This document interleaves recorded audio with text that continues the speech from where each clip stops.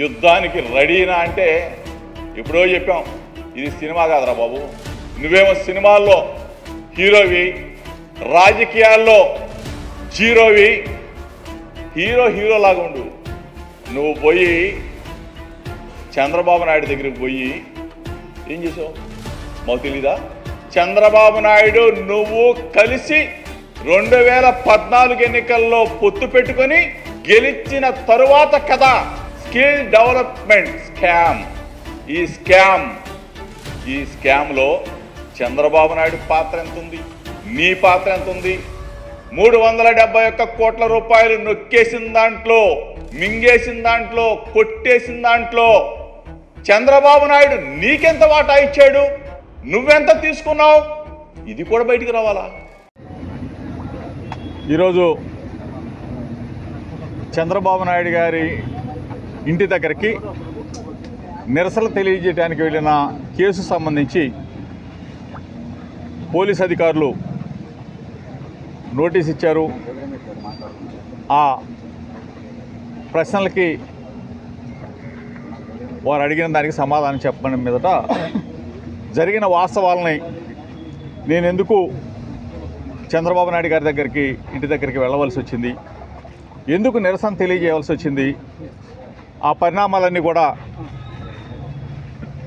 మాజీ మంత్రి ప్రస్తుత స్పీకర్ అయ్యన్న పాత్రుడు గారు గౌరవ ముఖ్యమంత్రి, ఆనాటి ముఖ్యమంత్రి జగన్మోహన్ రెడ్డి గారిని ఉద్దేశించి సభ్య సమాజం తలదించుకునే విధంగా మాట్లాడిన భాష చాలా అప్రతిష్ట పాలు చేసే విధంగా, రాజకీయ వ్యవస్థని దిగజార్చే విధంగా నా కొడక, అట నా కొడక, ఇట నా కొడక అని చెప్పేసి చాలా చండాలంగా మాట్లాడిన భాషకి నా మనసు చెలించింది. కాబట్టి రాజకీయాల్లో ఇటువంటి వ్యక్తులు కూడా ఉంటారా? ముఖ్యమంత్రిని పట్టుకొని అటనా కొడక, ఇటనా కొడక, అమ్మ నా బూతులు తిట్టే సాంప్రదాయం కరెక్టా అని చెప్పేసి మనసు చివుమంది. చంద్రబాబు నాయుడు గారి దగ్గరికి వెళ్ళి తెలియజెప్తే 40 సంవత్సరాల సుదీర్ఘ అనుభవం ఉన్న చంద్రబాబు నాయుడు గారు అన్న అటువంటి వ్యక్తుల్ని మందలిస్తాడు. మందలిస్తే రాజకీయాల్లో కొంచెం విలువలు పెరుగుతాయన్న ఉద్దేశంతో ఆ రోజున చంద్రబాబు నాయుడు గారి ఇంటి దగ్గరికి వెళ్ళి నిరసన తెలియజేద్దామని చెప్పేసి వెళ్ళిన సందర్భంలో అక్కడ వెళ్ళిన నా మీదే దాడి జరగటం, నాతో పాటు వచ్చిన వాళ్ళని కొట్టడం, నా కారుని ధ్వంసం చేయడం, ఇవన్నీ కూడా జరిగిన పరిస్థితులన్నీ కూడా మీడియా ద్వారా ప్రజలందరూ కూడా చూశారు. నేను ఎప్పటికీ చెప్తా ఉన్నాను, రాజకీయాల్లో విలువలు, విశ్వసనీయత అవసరం. ఈరోజు గతంలో మేమున్నాం, ఈరోజు మీరు వచ్చారు. మిమ్మల్ని ప్రజలు చాలా బ్రహ్మాండమైన మ్యాండేట్ గెలిపించారు. మీరు చేయవలసిన బాధ్యతలు చాలా ఉన్నాయి.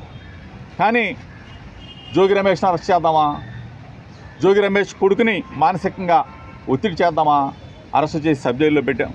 ఇవన్నీ క్షణికావేశం, మనం ఆనందం పొందటానికి పనికొచ్చాయి తప్ప చరిత్ర మరీ పునరావృతం అవుతుంది. దయచేసి పాలకులు ఆలోచన చేసుకోమని అడుగుతా ఉన్నాం. ఇది కక్ష సాధింపు కుట్రలతో రాజకీయాలు చేస్తే మరలా మీరు మనుగడ సాధించలేదు. ప్రజలు చూస్తూ ఉన్నారు. అభంశుభం తెలియని నా కొడుకు మీద ఎగిరిగోల్డ్ ఏంటి, ఎగిరిగోల్డ్ ఆశ ఎవడన్నా కొంటాడండి? డబ్బులు పెంచి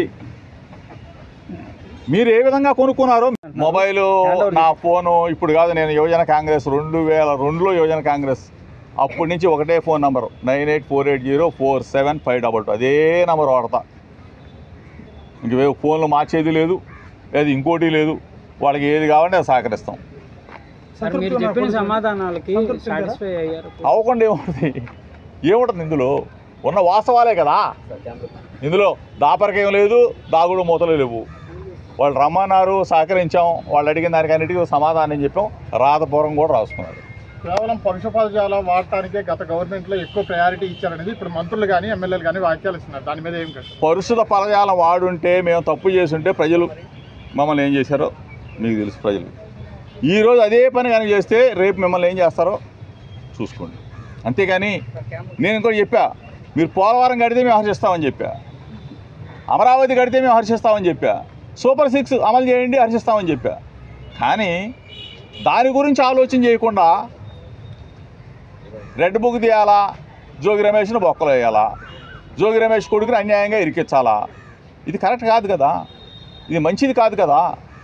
అపంశుభం తెలియని వాళ్ళు ఏం చేశారు, మేము ఉన్నాం కదా, సరే మా మీదే కక్ష ఉంది తీర్చుకోండి, ఇది కరెక్ట్ కాదని చెప్పేసి మీ ద్వారా. పార్టీ సపోర్ట్ ఎంతవరకు ఉందంటే మీరు ఒంటరిగానే ఫైట్ చేస్తున్నట్టున్నారు, పార్టీ సపోర్ట్ ఎంతవరకు ఉంది? అసలు పార్టీ సపోర్ట్ నాకు అర్థం కాదు. పార్టీ సపోర్ట్ నేను మంచివాడిని, నా దగ్గర నీతి ఉంటే ఎవరైనా నిలబడతారు. జోగి రమేష్ బలహీన వర్గాల్లో అంటే అంచెలంచెలుగా ఎదిగాం కాబట్టి ఒకళ్ళు తీసుకొచ్చి నన్ను ఇక్కడ ఎక్కిసలా, ఎవరో తీసుకొచ్చి ఇక్కడ కూర్చోబెట్టలా. యువజన కాంగ్రెస్ నుంచి మెట్టు మెట్టు పేర్చుకుంటే ఇట్లా ఎక్కాం, అంతేకాని ధనమంది తీసుకొచ్చి నన్ను అందరం ఎక్కించలా. పార్టీ సపోర్ట్ పూర్తి సపోర్ట్ ఉంటుంది. ఎందుకు ఉండదు? తప్పు చేయనంత వరకు పార్టీ సపోర్ట్ ఉంటుంది. జగన్మోహన్ రెడ్డి గారి సపోర్ట్ ఎందుకు ఉండదు? నువ్వు ఎట్లా కొనుక్కున్నావో డబ్బులు పెట్టి మేమంతే కదా కొనుక్కుంది. ఏదో తప్పుడు భూమి అయితే మేమెందుకు కొనుక్కుంటాము, మేమెందుకు అమ్ముతాము? టోటల్గా మీకు మొత్తం కూడా వివరాలతో సహా డాక్యుమెంట్స్తో సహా రేపు మీకు మొత్తం అక్రమ కేసులు బన్యాం ఇచ్చారు కదా, దీని మీద మీరు ఎలా ఫేస్ చేయబోతున్నారు? న్యాయస్థానాలు ఉన్నాయి కదా, న్యాయం ధర్మం ఉంటుంది, తప్పనిసరిగా న్యాయమే గెలుస్తుంది.